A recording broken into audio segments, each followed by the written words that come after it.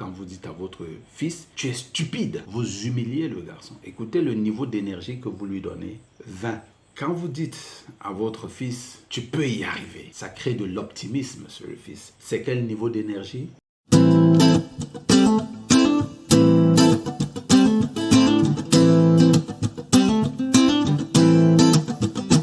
Bonjour et bienvenue à cette vidéo. Je suis Didier Mayem de Be Different. Aujourd'hui, une vidéo très rapide. Elle ne sera pas dans le même format que celle que j'ai l'habitude de faire.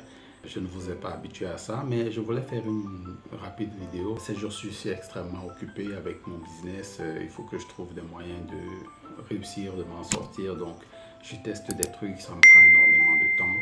Et donc, pour ne pas déroger à ma règle de faire une vidéo régulièrement, je vais faire celle-ci, mais dans un format complètement différent. Et pour cette vidéo, je vais simplement utiliser un livre dont j'ai déjà fait une vidéo dans cette chaîne.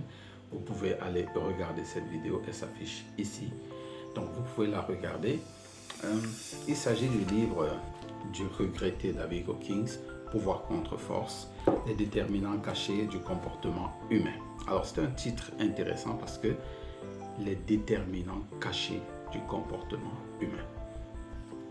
Ici, il faut bien comprendre que dans ce livre, David Hawkins va en profondeur, il va détailler d'où viennent les comportements, comment et pourquoi est-ce que nous nous comportons d'une certaine façon ou d'une certaine façon. Et il utilise une technique extrêmement avancée pour le démontrer, c'est la kinésiologie. La kinésiologie, c'est l'étude de la force musculaire que nous avons. À la suite, ça peut être d'une expression, d'une force, bref, l'étude de la force musculaire que nous projetons. Et c'est une étude assez particulière et assez troublante parce que cette étude est étroitement liée avec la qualité des émotions que nous émettons lorsque nous sommes en activité ou bien dans notre vie de tous les jours. Alors pourquoi je reviens? Le point sur lequel je voudrais particulièrement insister, c'est le point des émotions. De plus en plus de gens pensent, disent, vivent selon la direction de leurs émotions. Nous avons été habitués comme ça, nous avons été élevés comme ça. Les gens nous disent, il faut écouter vos émotions, il faut faire confiance à vos émotions ne vont jamais vous tromper, vos émotions vous guident, vos émotions, etc., etc. Dans une certaine mesure, c'est vrai, parce que évidemment, les émotions disent dans quel état nous nous trouvons. Mais dans une autre mesure, c'est extrêmement dangereux de bâtir sa vie sur la base de nos émotions. Et pour cela, je vais vous donner un exemple simple. Un exemple, premièrement, avant d'entrer dans ce que déclare ce livre, les preuves qu'apporte ce livre qui peuvent nous pousser à remettre en question ce que nous avons l'habitude de dire, c'est-à-dire vivre selon nos émotions, ou du moins se laisser guider par nos émotions. Je prendrai un exemple très simple. Le voici. On vous donne la possibilité de construire une maison, mais on vous donne le choix entre deux terrains. Un terrain où c'est complètement du sable et un autre terrain où c'est de la terre ferme. Sur lequel des deux terrains construirez-vous votre maison? Ah oui, je suis sûr, vous l'avez choisi, la terre ferme. Mais pourquoi est-ce que vous avez choisi la terre ferme? Parce que c'est stable, parce que c'est fiable et parce que vous savez qu'en construisant dessus, votre maison a beaucoup plus de chances de subsister, d'exister, de résister aux intempéries, etc., etc. Et pourquoi vous avez refusé le sable? Pour les raisons complètement inverses de celles que vous avez utilisées pour choisir la terre. Parce que le sable est instable. À tout moment, les intempéries peuvent emporter votre terre. Ce n'est pas durable, ça s'érode plus facilement que la terre, etc., etc. Le caractère meuble du sable est exactement ce qui correspond à nos émotions. Nos émotions sont tantôt en haut, tantôt en bas. Tantôt en haut, tantôt en bas. Tantôt on est triste, on est fâché, on est content, Est-ce qu'on peut baser notre vie sur un élément aussi instable que les émotions? Nos émotions sont instables. Est-ce qu'il faut se fier à nos émotions pour prendre nos décisions? Nos décisions qui peuvent avoir des répercussions à long terme dans notre vie. Faut-il les bâtir sur des émotions qui sont instables? Absolument pas. Je ne pense pas qu'il serait intelligent pour vous de bâtir vos décisions sur des émotions. Mais pourtant, c'est ce qui est enseigné. Il faut vous fier à vos émotions. Absolument pas. Moi, je ne vous dirais pas de vous fier à vos émotions. La deuxième chose pour laquelle il n'est pas intéressant pour vous de vous fier à vos émotions, c'est justement ce qui ressort des études du docteur Hawkins. Et je ferai l'effort d'afficher la carte des émotions quelque part ici. Si je réussis pas, c'est pas grave. Mais allez acheter ce livre, trouvez le moyen de l'avoir. Trouvez vraiment le moyen d'avoir ce livre, il est très intéressant. Alors voici quelques différentes émotions que je vais lire et peut-être vous allez les reconnaître.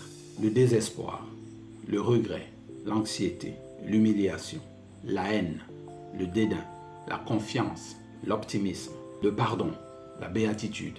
Voici quelques émotions. Ici, le feu docteur David Hawkins, en fait, a fait une étude du niveau d'énergie que ces émotions émettent.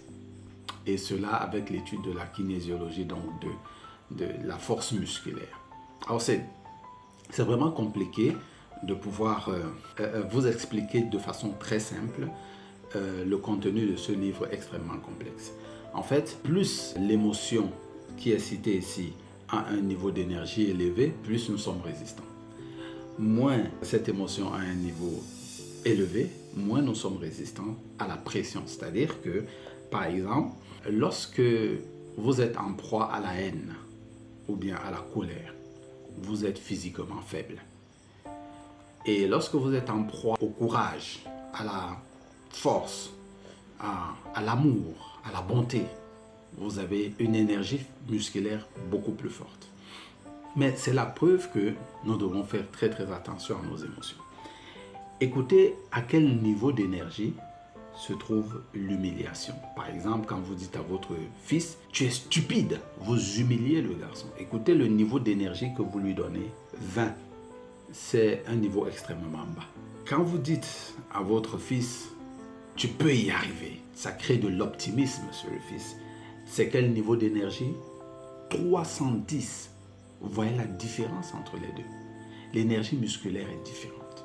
Si on prend le pardon, quelqu'un vous a offensé et vous choisissez de pardonner, le niveau d'énergie est à 350.